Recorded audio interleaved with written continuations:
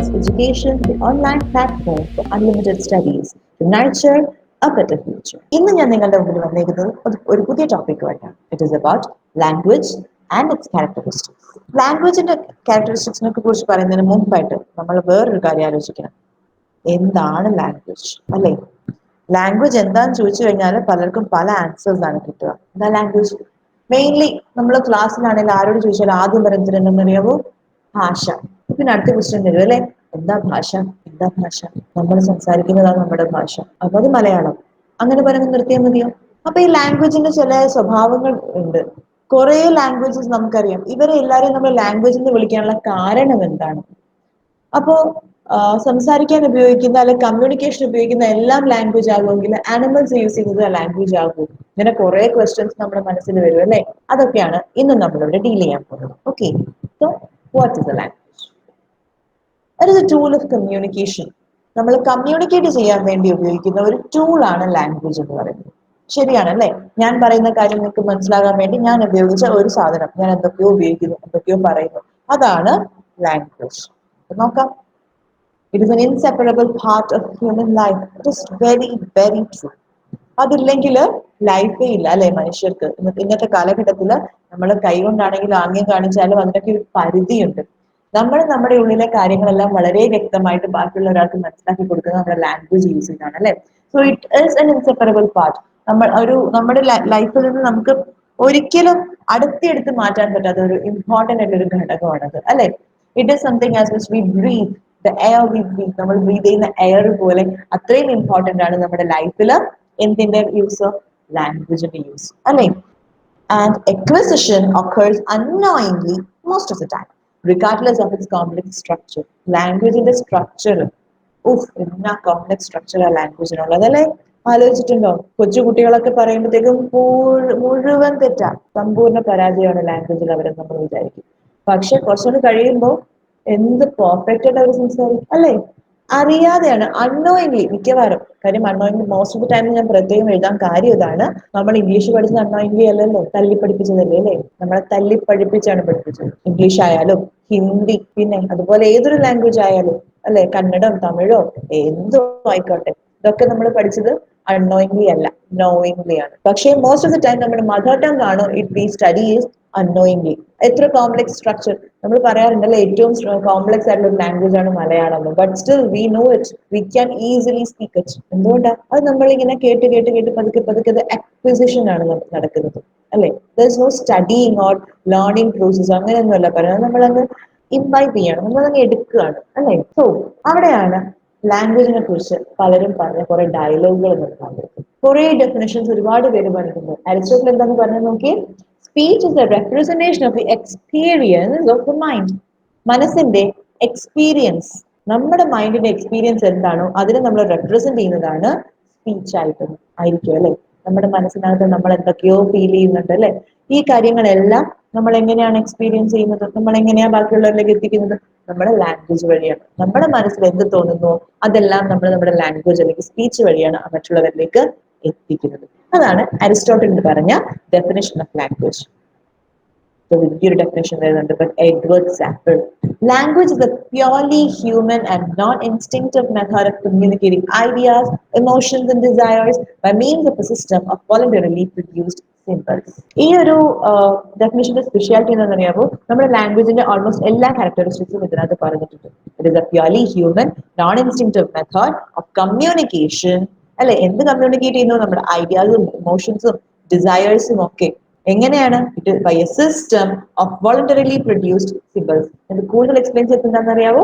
ഇതെല്ലാം നമ്മുടെ എക്സ്പ്ലനേഷൻസ് അടുത്ത സ്ലൈഡിൽ വരുന്നുണ്ട്. ബിക്കോസ് ഇതെല്ലാമാണ് അതിന്റെ ഫീച്ചേഴ്സ് അല്ലെങ്കിൽ ക്യാരക്ടറിസ്റ്റിക്സ് ആയിട്ട് നമ്മൾ പറയുന്നത്. Okay, next one Bloch and Trager അവരുടെ ബുക്കിൽ പറഞ്ഞതാണ്, language is a system of arbitrary vocal symbols by means of which a social group corporates. Arbitrary ആണ്, അതും ഒരു ക്യാരക്ടറിസ്റ്റിക് ആണ് കേട്ടോ ലാംഗ്വേജിന്റെ. വോക്കൽ സിംബൽസ്, ലാംഗ്വേജ് എന്ന് പറയുന്നത് റിട്ടൺ ലാംഗ്വേജിനെക്കാളും നമ്മൾ ലാംഗ്വേജ് എന്ന് പറയുന്നത് മെയിൻലി സ്പോക്കൺ അല്ലെ. റിട്ടൺ ലാംഗ്വേജിനെക്കാളും നമ്മൾ കൂടുതലും ലാംഗ്വേജ് എന്ന് പറയുമ്പോൾ നമ്മുടെ മനസ്സിലേക്ക് നമ്മൾ സംസാരിക്കുന്നതിനെ കുറിച്ചാണ് വരുന്നത് അല്ലെ. അപ്പൊ വോക്കൽ സിമ്പിൾസിന്റെ ഒരു ഗ്രൂപ്പാണ്, ഒരു സിസ്റ്റമാണ്, ഒരു സോഷ്യൽ ഗ്രൂപ്പ്, ഒരു കമ്മ്യൂണിറ്റി കോപ്പറേറ്റ് ചെയ്യാൻ വേണ്ടി ഉപയോഗിക്കുന്ന ചില സിമ്പലുകളുടെ, സൗണ്ട് സിമ്പലുകളുടെ ഒരു സിസ്റ്റം എന്നാണ് പറഞ്ഞിരിക്കുന്നത്. അടുത്ത ആള് പറയുന്നു the totality of utterances that can be made in a speech community. ഒരു സ്പീച്ച് കമ്മ്യൂണിറ്റി ഒരുപാട് കാര്യങ്ങൾ സംസാരിക്കുന്നു, അട്ടറൻസസ് അല്ലെ, അതെന്തെല്ലാം ഉണ്ടാക്കുന്നു, എന്തെല്ലാം കാര്യങ്ങൾ അവർ പറയുന്നുവോ അതെല്ലാം കൂട്ടിച്ചേർത്താൽ ഒരു ലാംഗ്വേജ് ആയി. ആ സ്പീച്ച് കമ്മ്യൂണിറ്റിയുടെ ലാംഗ്വേജ് ആണത്. നമ്മൾ മലയാളം, എന്തെല്ലാം വാക്കുകൾ നമ്മൾ മലയാളത്തിൽ ഉപയോഗിക്കുന്നു അതെല്ലാം കൂട്ടിച്ചേർത്ത് കഴിഞ്ഞാൽ മലയാളം എന്ന ഭാഷയായിട്ട് മാറി. അതാണ് ബ്ലൂംഫീൽഡിന്റെ ഡെഫിനിഷൻ. ഓക്കെ, ഇത് നാലും മനസ്സിലായെന്ന് വിചാരിക്കുന്നു. ഇത്രയും അല്ല, there are so many lots and lots of definitions by various linguists, but still നമുക്ക് അത്യാവശ്യം ഇത്രയും ഒന്ന് അറിഞ്ഞിരിക്കാൻ വേണ്ടി ഞാൻ യൂസ് ചെയ്തു എന്നുള്ളതേ ഉള്ളൂ. Okay, so now we are moving on to the characteristics. Chiefly human, നമ്മൾ നേരത്തെ പറഞ്ഞായിരുന്നു അല്ലേ, it is chiefly human, purely human ആണ് ലാംഗ്വേജ് എന്ന് പറയുന്നത്. Though some characteristics may be a part of animal language, ചില ക്യാരക്ടറിസ്റ്റിക്സ് ആനിമൽ ലാംഗ്വേജിൽ ഉണ്ടാകാറുണ്ട്, ബട്ട് സ്റ്റിൽ പ്യുവർലി ഹ്യൂമൻ ആണ് ലാംഗ്വേജ് എന്ന് പറയുന്നത്. എന്തുകൊണ്ട് ഇത് ലാംഗ്വേജ് ഹ്യൂമൻ എന്ന് പറയുന്നു എന്നുള്ളത് നമുക്ക് ഇനിയും പറയാവുന്ന കാര്യമാണ് ക്യാരക്ടറിസ്റ്റിക്സ് വരുമ്പോൾ. ഓക്കെ, പിന്നെ ഇറ്റ് ഇസ് സോഷ്യൽ. യെസ്, ഒരു സൊസൈറ്റിയിൽ ആണ് അല്ലെ ലാംഗ്വേജ്. ഇപ്പം നമ്മുടെ സൊസൈറ്റിയിൽ യൂസ് ചെയ്യുന്ന ഒരു ലാംഗ്വേജ്, അതിന്റെ രീതികൾ, അതിന്റെ റൂൾസ്, ഇതൊന്നും മറ്റൊരു സൊസൈറ്റിയിൽ ഉണ്ടാകണം എന്നില്ല അല്ലെ. അപ്പം ലാംഗ്വേജ് ഒരു ബേസ്ഡ് ഓൺ സൊസൈറ്റി അല്ലെ, സൊസൈറ്റിയെ ബേസ് ചെയ്തിട്ട് തന്നെയാണ് ലാംഗ്വേജസ് എല്ലാം വന്നേക്കുന്നത്. Okay, next it is arbitrary. നമ്മൾ നേരത്തെ പറഞ്ഞായിരുന്നു ഡെഫിനിഷനിലുണ്ടെന്ന് അല്ലെ. ആർബിട്രറി എന്ന് പറയാൻ കാര്യം എന്താണ്? ഒരു വേർഡും അതിന്റെ മീനിങ്ങും തമ്മിൽ ഒരു കണക്ഷനും ഇല്ല, ശരിയല്ലേ? നമുക്ക് കുറച്ച് ലെറ്റേഴ്സ് നമ്മൾ എടുത്തിട്ട് അതെല്ലാം കൂട്ടി വെച്ചൊരു വേർഡ് ഉണ്ടായി. ആ വേർഡിന്റെ മീനിങ്ങും ശരിക്കും പറഞ്ഞാൽ ഇത് എന്താ പുണ്യപുരാതനമായ കാലഘട്ടം മുതലേ അല്ലെങ്കിൽ പണ്ട് മുതലേ ഈ വേർഡിന്റെ മീനിങ് ഇത് തന്നെയാണ് എന്നൊന്നുമില്ല. It depends, it changes. ഇതിങ്ങനെ മാറി മാറി മാറി വരും വേർഡ്സിന്റെ മീനിങ്സ് ഒക്കെ.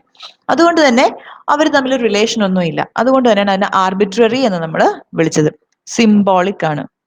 കാര്യം നമ്മുടെ ലാംഗ്വേജ് എല്ലാം സിംബലുകൾ ഉപയോഗിച്ചാണ് അല്ലെ, തമ്മിൽ ബന്ധമൊന്നും ഇല്ലാത്തത് കൊണ്ട് കുറച്ച് സിംബലുകൾ യൂസ് ചെയ്താണ് ഇവരെ എല്ലാം കണക്ട് ചെയ്തത്. ചിലത് വോക്കൽ സിമ്പിൾസ് ആണ്, നമ്മൾ സംസാരിക്കുന്ന സൗണ്ടുകൾ വോക്കൽ സിമ്പിൾസ് ആണ്. ചിലത് ഗ്രാഫിക്കൽ, അതായത് നമ്മൾ റിട്ടൺ വേർഡ്സ് ഒക്കെ നമ്മളിങ്ങനെ ഓരോ സിംബലുകളാണ്.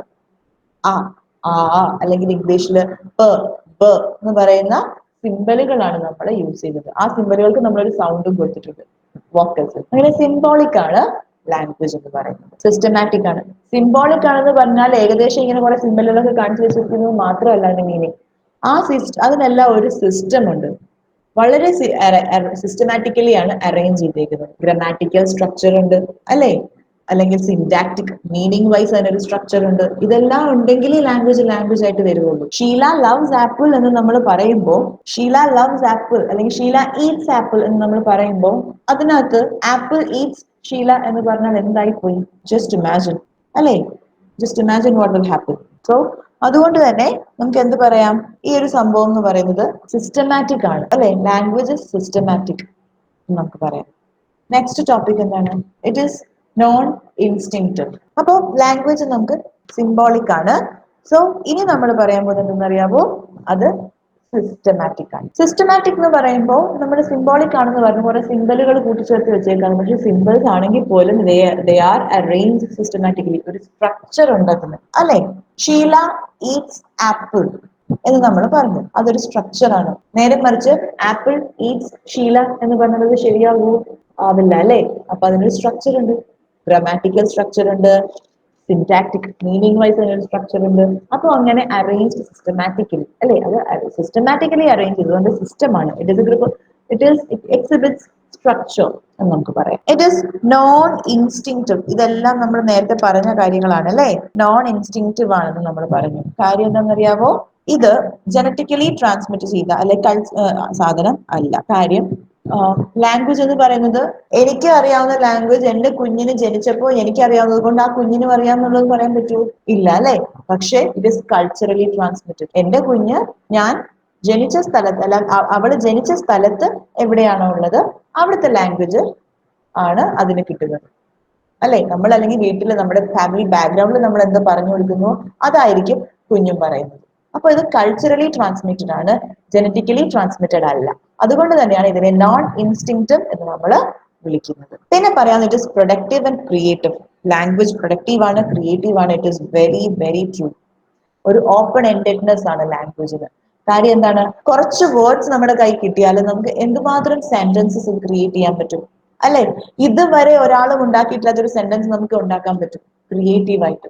പ്രൊഡക്റ്റീവ് ആണ് അല്ലെ. അപ്പൊ നമ്മൾ അതിങ്ങനെ തുറന്നു കിടക്കുകയാണ്, നമുക്ക് എത്ര വേണമെങ്കിലും സെന്റൻസസ് ഏതെല്ലാം ഫോമാറ്റിൽ വേണമെങ്കിലും ക്രിയേറ്റ് ചെയ്യാം.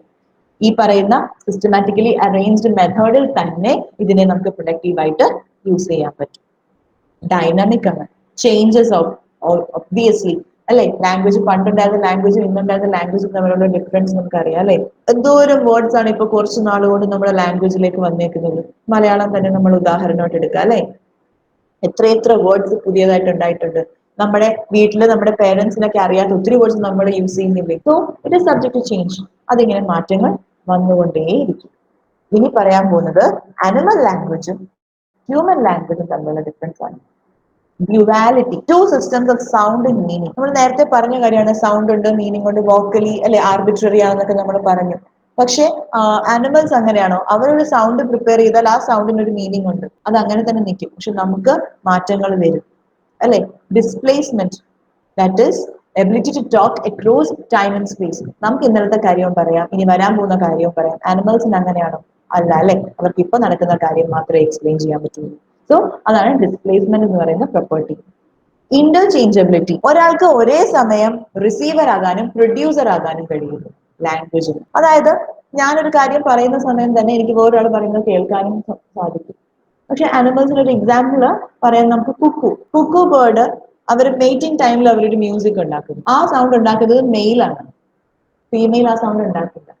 അപ്പൊ അത് റിസീവർ, അത് പ്രൊഡ്യൂസർ മാത്രമാണ് മെയിൽ കുക്കു അല്ലെ. അതൊരിക്കലും എന്താ ഫീമെയിൽ ഉണ്ടാക്കാൻ പറ്റില്ല. Female will always receiver. പക്ഷെ നമുക്ക് അങ്ങനെയല്ല, രണ്ടുപേർക്കും രണ്ട് സൗണ്ടും പ്രിപ്പയർ ചെയ്യാൻ പറ്റും അല്ലെ. പിന്നെ പ്രൊഡക്റ്റീവ് ആൻഡ് ക്രിയേറ്റീവ് നമ്മൾ നേരത്തെ പറഞ്ഞ കാര്യമാണ് അല്ലെ, ഓപ്പൺ എൻഡഡ് ആണെന്നുള്ള കാര്യം. അത് ആനിമൽസിന് പറ്റുന്ന കാര്യമാണോ? അല്ല അല്ലെ. അപ്പൊ ഇങ്ങനെയാണ് ഇതിന്റെ ക്യാരക്ടറിസ്റ്റിക്സ് നമുക്ക് ഡിവൈഡ് ചെയ്യാൻ പറ്റുന്നത്. Okay, hope you all have understood this. So thank you very much for listening to me. If you like this video, please like it, share it and subscribe our channel. Subscribe ചെയ്യുന്നതിന് കൂടെ അവിടെയുള്ള bell icon കൂടി click ചെയ്യാൻ മറക്കരുത്. Okay, thank you.